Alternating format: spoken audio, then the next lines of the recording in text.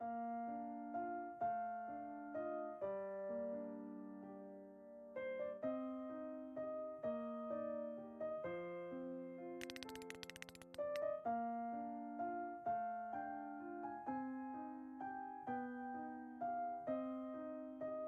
are some things that never leave our heart.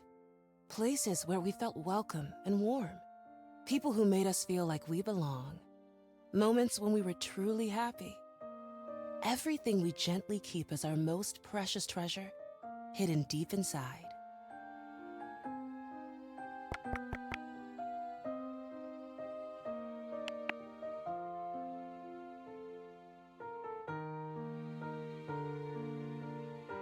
And over time, they become a part of us if we allow ourselves to let life's wonders in.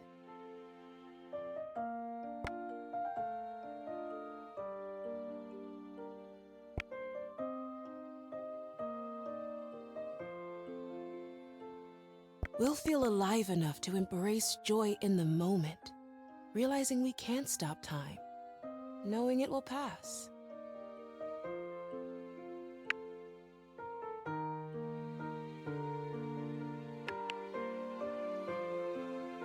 That's what happened to me.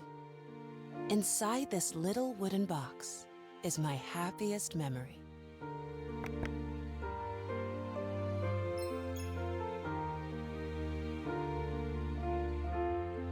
It's a memory of a summer that seemed endless, and happiness that smelled of warm bread and fresh apples.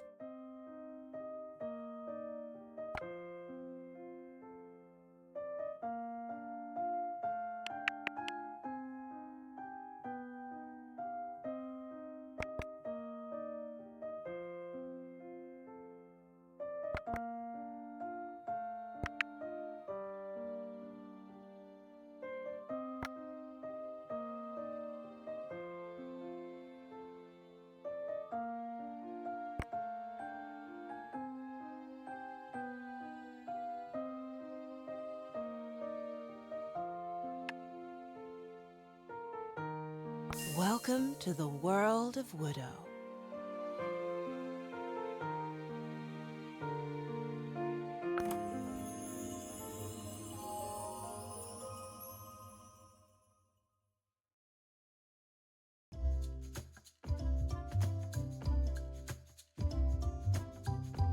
Hi there, it's me.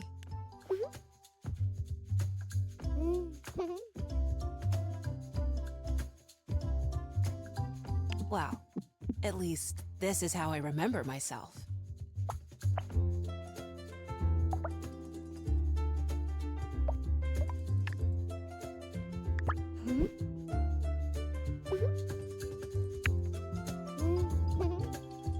I used to be such a city girl. I'd only ever really seen the countryside in movies.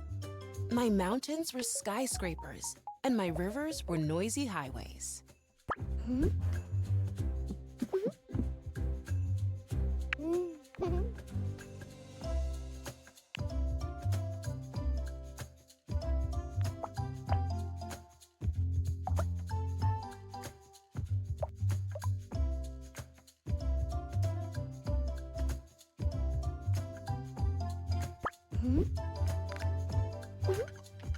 But I guess saying I lived in the city wouldn't be totally correct either. I spent most of my time online.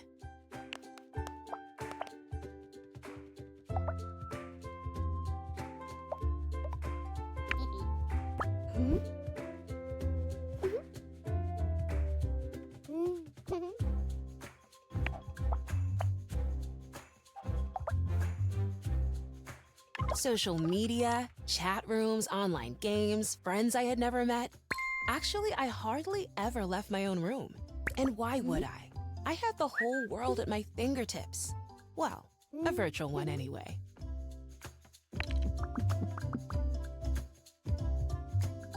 Mom and Dad always got me whatever device I wanted. I really had it all. My phone was pretty much an extension of my hand.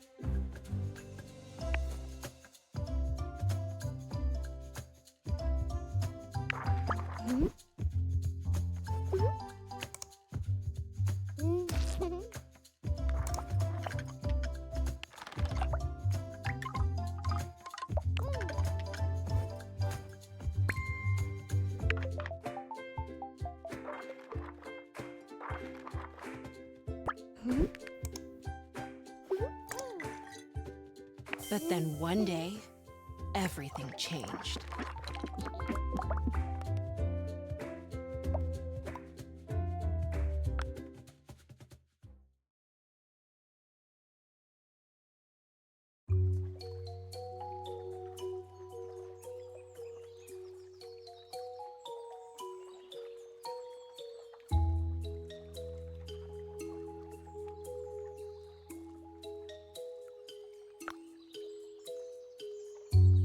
Here I am again, right in the middle of the great unknown, and surrounded by them, white, brawny, and rude.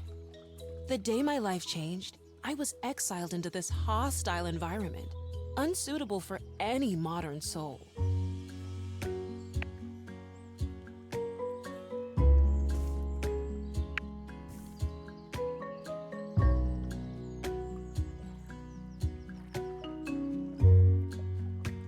I held my phone tightly, still finding comfort in the fleeting connection to the world I'd lost.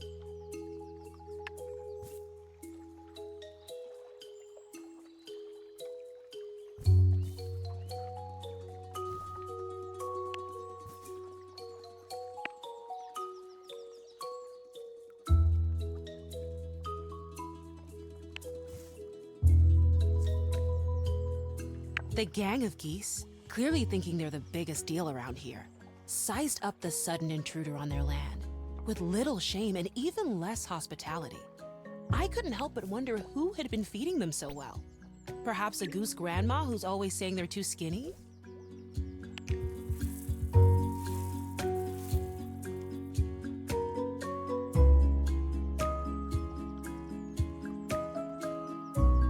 Even the goose in a hat didn't inspire my trust.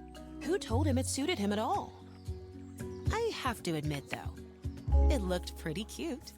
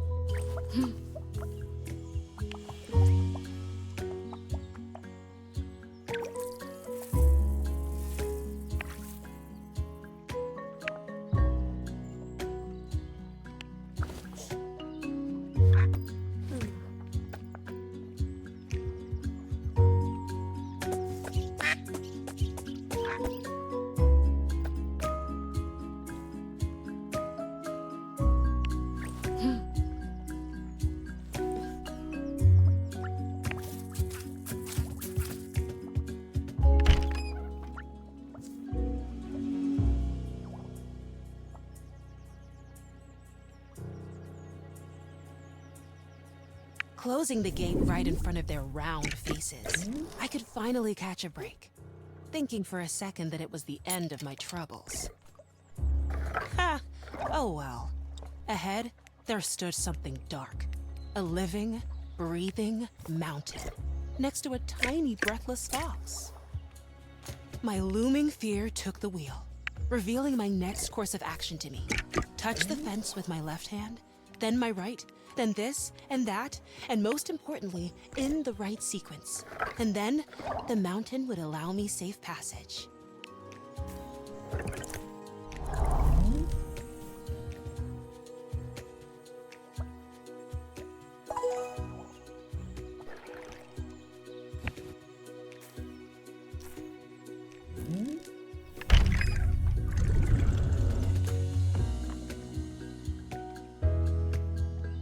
And here, I was fighting that thieving goat for my own backpack, while even the goslings on the fence were loudly cheering for her and not me. I realized that reaching the cottage where I'm supposed to spend the entire summer wouldn't be as easy as I anticipated.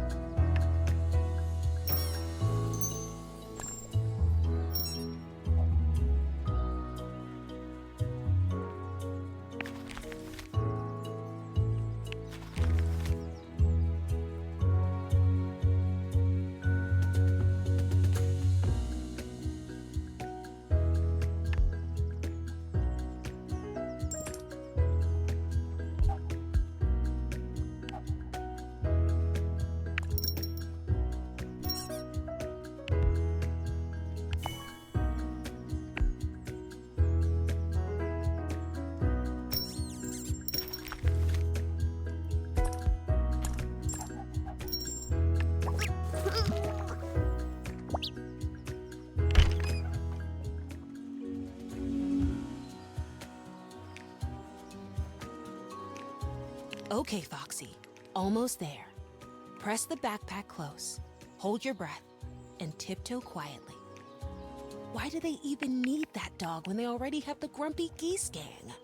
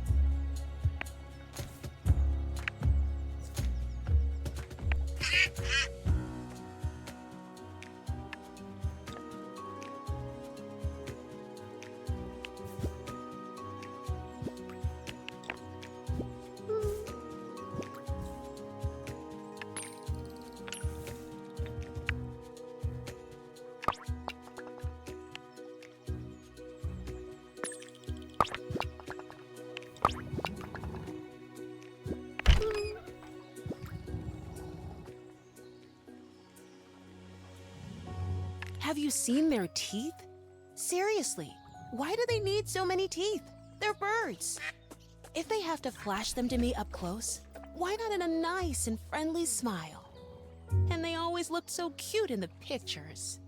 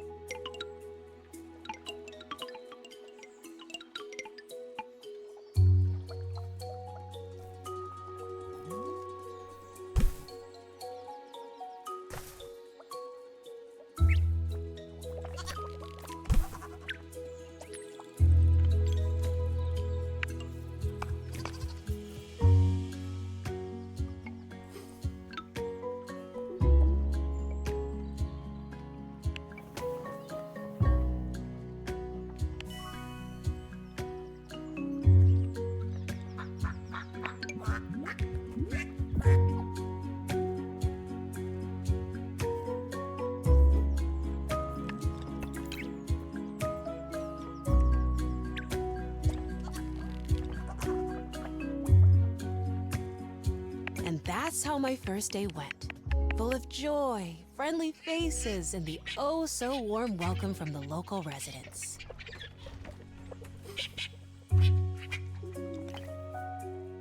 It's hard to describe what I felt at the time. The old world I knew was fading away, replaced by something so foreign I couldn't understand it, let alone love it. It was all new, uncomfortable and safe. A harsh transition. My old connections torn and the new still incomplete.